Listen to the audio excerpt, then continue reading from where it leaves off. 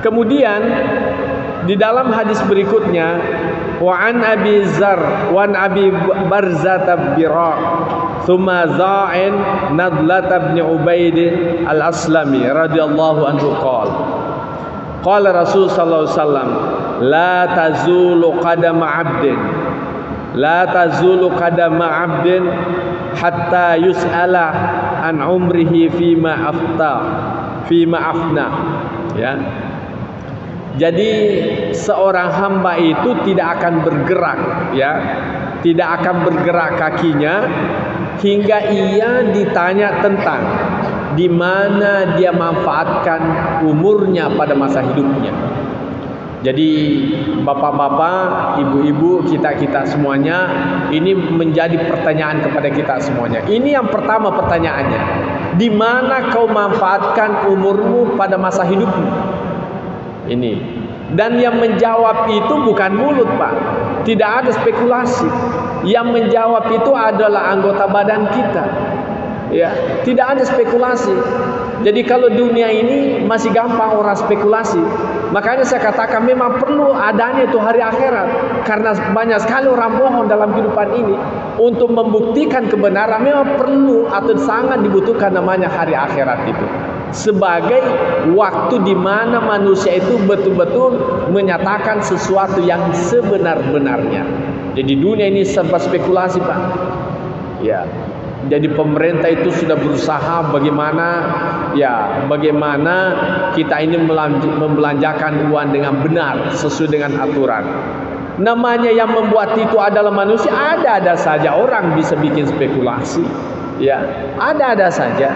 Ya. Namanya memeriksa. Tapi kalau orang mempertanggungjawabkan itu bukan hanya sesamanya umat manusia, itu baru bisa adil. Karena apa?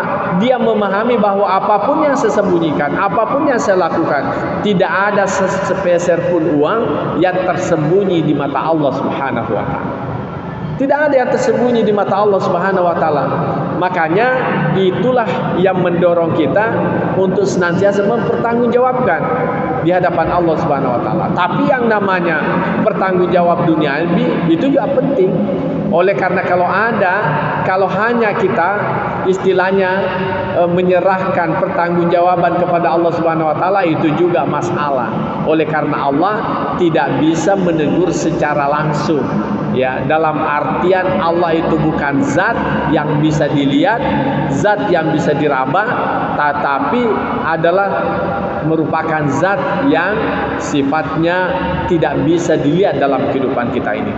Makanya perlu ada semacam polisi, perlu ada namanya pengadilan, perlu ada inspektorat dan sebagainya untuk melihat sejauh mana kebenaran-kebenaran yang kita lakukan. Tetapi bukanlah itu pertanggungjawaban secara hakikat. Tapi pertanggungjawaban secara hakikat yakni kembali kepada Allah Subhanahu wa taala. Maka yang pertama menjadi pertanyaan kepada kita adalah usiamu itu, umurmu itu di mana kau manfaatkan pada masa hidupmu? Iya. Jadi semakin panjang usia Pak, semakin banyak pertanggungjawaban kita kepada Allah. Tetapi semakin panjang usia kita, semakin potensial kita untuk memberi jawaban yang baik. Makanya dikatakan khairun nasi qala umruhu wa hasuna amaluhu. Sebaik-baik manusia adalah panjang usianya dan baik amalannya. Tapi wasa'an nas, sejelek-jelek manusia qala umruhu wa sa'amaluhu. Ya. Jadi manusia yang paling jelek itu adalah panjang usianya tetapi jelek amalannya. Karena banyak pertanggungjawaban keburukan yang harus dia pertanggungjawabkan di hadapan Allah Subhanahu wa taala.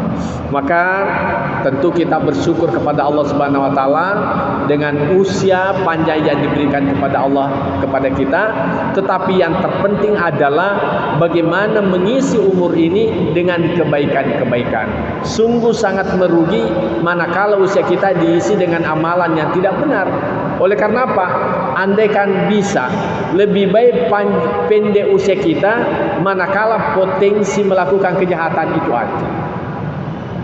Tetapi tentu kita berharap panjang usia dengan harapan amalan yang baik. Kenapa? Kalau panjang usia jelek amalan, berarti banyak pertanggungjawaban yang jelek harus kita hadapi nanti di hari kemudian. Seperti itu. Kemudian wa an ilmihi fima fa'ala.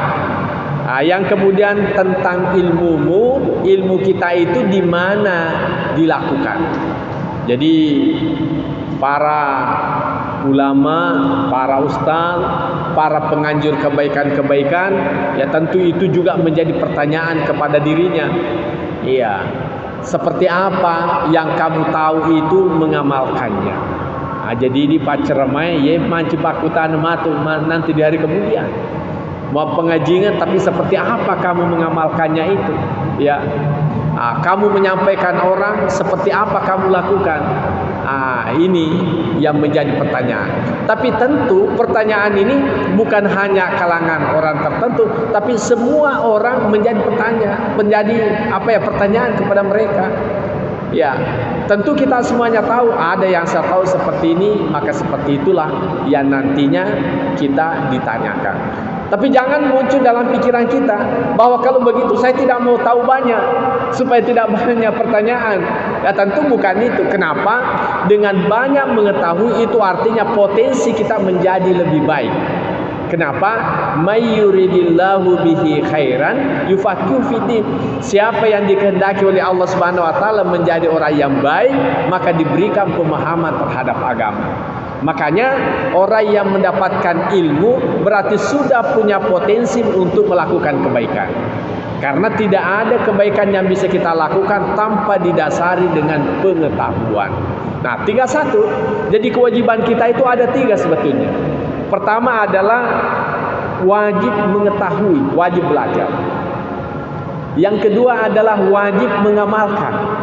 Dan yang ketiga adalah wajib menyampaikan. Ini 3 hal. Jadi jangan kita mengatakan, saya tidak mau mengajarkan, jangan sampai saya tidak bisa melakukannya.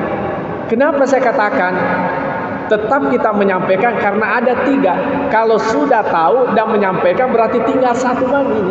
Tinggal 1. Bagaimana kita berusaha bisa mengamalkannya. Dan manakala orang sudah menyampaikan sebuah kebaikan, maka secara psikologis mendorong dirinya untuk bagaimana bisa mengamalkannya.